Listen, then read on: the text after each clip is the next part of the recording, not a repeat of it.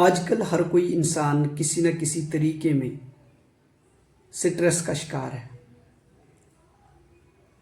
कोई कम, कोई ज़्यादा, लेकिन हर एक इंसान में स्ट्रेस पाया जाता है।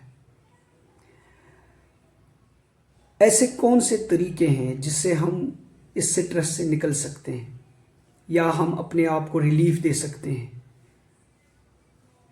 और अगर कुछ चीज़ों को हम कंटिन्यू करेंगे तो हम इस स्ट्रेस से बाहर भी आ सकते हैं।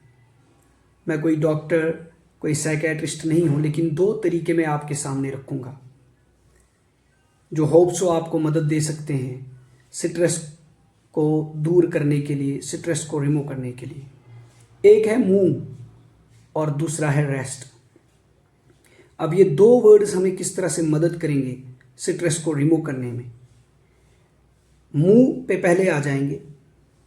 एम का मतलब होता है मेडिटेशन, ज़्यादा से ज़्यादा मेडिटेशन करना। दूसरा ओ का मतलब है ऑक्सीजनाइजेशन, मतलब लंबी लंबी सांसें लेना। जो ही आपको लगे कि आप स्ट्रेस में हैं तो आप उस वक्त आंखें बंद करके लंबी लंबी सांसें लो, आपका स्ट्रेस थोड़ा कम हो जाएगा, रिलीफ मिल जाएगा। वी का मतलब है विजुअलाइजेशन। विजुअलाइजेशन में आपने क्या करना है कि आपने अपने ब्राइट फ्यूचर की इमेजिनेशन करनी है।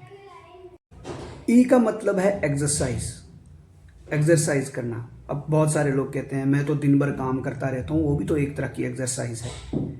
नहीं, उसमें आपका माइंड इन्वॉल्व होता है, आपके काम की ओर माइंड इन्वॉल्व होता है। एक्सरसाइज के लिए आप 10-15 मिनट अलग से निकालें जिसमें आप डिफरेंट एक्सरसाइजेस कर सकते हो।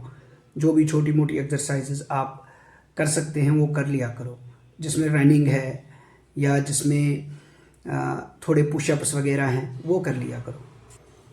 दूसरा वर्ड है रेस्ट। रेस्ट में REST जो है इसके अकॉर्डिंग चलना है। आर का मतलब है रीडिंग, बुक पढ़ना। हर दिन कोई भी बुक के 4-5 पेज, 10 पेज पढ़ लिया करो। फिर आता है ई में यहाँ पे हमें एक्सप्रेशंस करनी है, अपने आप को एक्सप्रेस करना है। मतलब अगर रोना आता है तो रो लो, लेकिन अपने आप को एक्सप्रेस करने की कोशिश करो, दूसरे को बताओ, दूसरे के साथ डिस्कस करो इस प्रॉब्लम के रिलेटेड या इस बात के रिलेटेड जो आपको सता रही है। फिर आता है एस का मतलब है स्क्राइबिंग। जो भी आपके दिमाग में नेगेटिव थॉट्स आते हैं, नेगेटिव चीज़ें आपकी दिमाग में इन्वॉल्व हो रही है, उनको डिलीट करने की कोशिश करो, उनको दूर करने की कोशिश करो, उनको अपने दिमाग से निकालने की कोशिश करो। और टी का मतलब है थैंकफुलनेस। जो भी आपकी कोई किसी भी वे में मदद करता है उसे थैंक यू बोला करो।